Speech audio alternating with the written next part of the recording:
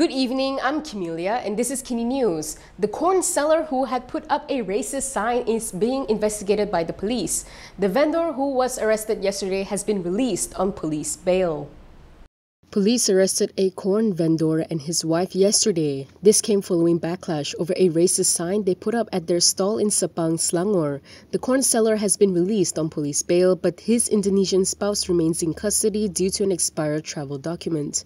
Selangor Police Chief Hussein Omar Khan told Malaysia Kini that the vendor is being investigated under Section 505(b) of the Penal Code and the Sedition Act, while his wife was summoned as a witness. He said police are wrapping the investigation and will submit the findings to the Deputy Public Prosecutor soon. Meanwhile, Sepang District Police Deputy Chief G.K. Shan Gopal said the vendor in his 60s was released on police bail due to his age. He said the seller's wife, who is an Indonesian, continues to be under detention under the Immigration Act because she overstayed. The corn seller had previously apologized to all Malaysians, particularly the Indian community, for his actions. A video had gone viral on social media over the weekend after he was found displaying an offensive sign on the table he uses to sell roasted corn. The suspect in the shooting at a shopping mall in Setia Alam was killed in a police raid at a hotel early this morning. Police have shot dead a man linked to the recent shooting in a shopping mall in Setia Alam during a raid. Selangor Police Chief Hussein Omar Khan said a shootout occurred between police officers and the suspects at around 3 a.m. during the raid at a hotel on Pulau Ketam near Port Klang. In a statement, he said the suspect, who had 9 prior criminal records, including 1 for a drug-related offense and 7 for robbery, had been hiding at the hotel for the past 2 days. On February 8th, a man believed to be under the influence of drugs fired 4 shots in a shopping mall in Setia Alam, injuring a cleaner after being told to move his belongings. It was reported that the victim, who was a migrant in his 30s, was injured in the back and legs. He was rushed to the Shah Alam hospital for treatment and remained stable. After the shooting, the suspect fled from the mall while firing off several more shots and forced a driver to drive him out of the area at gunpoint, eventually being dropped off near the Kesas Highway in Shah Alam. FreedomFilmFest has urged the Prime Minister and government to intervene and appeal to halt the scheduled execution of a Malaysian man in Singapore this Thursday. FreedomFilmFest has called on Prime Minister Anwar Ibrahim to intervene and save a Malaysian man scheduled to be executed in Singapore this Thursday. In a post on Instagram, the human rights group urged the Prime Minister and the Malaysian government to act with compassion. It called on Anwar and the government to show mercy and take immediate action to appeal to the Singaporean government to halt the execution of Pannir Selvam Pranthaman. FFF also shared a video with a desperate plea from the death row inmate's sister, Angelia Pranthaman. This is our final appeal to YB Dato Sri Anwar Ibrahim. It's a final plea from family. This is the only way to save Pannir Selvam. Pannir Selvam have been wrongly accused, and he could be executed soon within another 2 to 3 days. In a related development, a candlelight vigil will be held outside the Singapore High Commission in Kuala Lumpur tomorrow evening. The vigil is organized by Amnesty International Malaysia, Anti-Death Penalty Asia Network and Swaram. In 2017, Pannir, 30, was convicted of acting as a courier to import 5 heroin, an offense that carries the mandatory death penalty. Read the full story at MalaysiaKini.com. If you like access to news like this and more, scan the QR code on the screen and subscribe to Malaysia Kini. Next, an interfaith group has stated that merely proposing for a non-Muslim affairs minister can't be equated as a disrespect to Islam. Here's more on that. The Malaysian Consultative Council of Buddhism, Christianity, Hinduism, Sikhism and Taoism, or MCCBCHST, said the proposal for a non-Muslim affairs minister is not disrespectful to Islam. The organization said the proposal also doesn't run afoul of the federal constitution, as critics allege.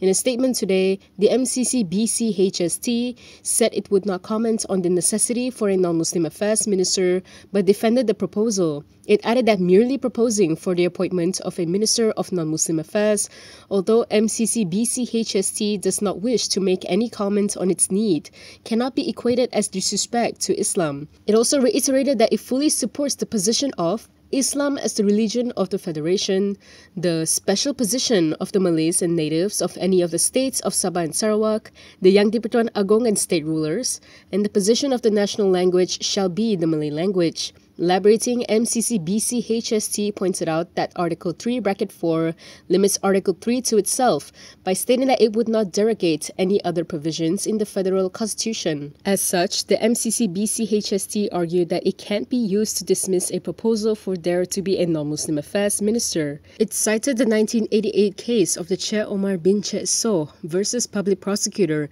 in which 5 Supreme Court judges unanimously ruled that the term Islam under Article 3 refers only to the ritual and ceremonial aspects and not Islam as a way of life. At that time, the Federal Constitution was being drawn up. Islamic law, as the framers would have viewed it, was confined to issues of marriage, divorce, and inheritance. The Supreme Court had argued then that otherwise there would have been a provision voiding any laws that contradicted Islam. Thus, the group said when a proposal is made, it cannot be dismissed by invoking Article 3(1), as the Act has no bearing on it and cannot affect fundamental rights and provisions in the Constitution. A Bersatu leader has told RSN Raya to retract his statement and to apologize to the Perlis Mufti and all Muslims. This was over the issue of his remarks on Zakir Naik. Bersatu Supreme Council member Dr. Afif Bahardin has hit out at Jelutong MP RSN Raya for repeatedly questioning Islamic preacher Dr. Zakir Naik's presence in the country. In a statement last night, he demanded Raya retract his statements and apologize to Perlis Mufti, Asri Zainul Abidin, and all Muslims for being insolent and insensitive within 24 hours. If not, he said a police report will be lodged against him for allegedly disturbing national harmony. Afif said Raya's actions to question Zakir's presence and demand an explanation from the authorities is baseless and intended to cause controversy. He added that Zakir is in Malaysia in accordance with the laws currently in force and has permission from state religious authorities, particularly in Perlis. Afif pointed out that the fact that he is still allowed to deliver a ceramah shows he poses no clear threat to national harmony. He said Raya should respect this process and refrain from making statements as though the authorities have neglected their duties. Zakir was banned from delivering speeches and from preaching in 2019 following controversial remarks about the Hindu and Chinese communities in Malaysia. However, his reappearance at an event in Perlis on February 2nd prompted Raya to question whether the ban is still in effect. It later emerged the Perlis Islamic Religious and Malay Customs Council had granted Zakir credentials to teach Islam in October 2023. Still on the topic, yesterday Asri had hit back at Raya over his claims in a press conference and contended that it is Raya who should apologize for his numerous statements regarding Muslims. Perlis Mufti Asri Zainul Abidin has denied allegations of insulting Hindus with his remark regarding the vibhuti or sacred ash on DAP lawmaker RSN Raya's forehead. In a post on Facebook, Asri suggested that Raya lacked an understanding of the Malay language. He said it took almost 2 weeks after his statement for the Jelutong MP to suddenly feel insulted. He added that he finds it strange how, in this country where Bahasa Melayu is the main language, there is an MP who does not understand the language. Asri questioned which part of his statement insulted Raya's religion and stated that his remarks was meant for him to understand that no party should interfere in the religious affairs of others. He added that his Hindu friends also supported his statement and believes that Raya crossed the line. Asri contended that it is Raya who should apologize for his numerous statements regarding Muslims. He also hoped that the current government does not offer him any position and claimed that Raya stirs provocation in our multicultural society and fails to understand the national language. Asri had previously made a remark in response to Raya questioning the decision to allow controversial Muslim preacher Zakir Naik to deliver a speech in Perlis when there is a police ban in effect.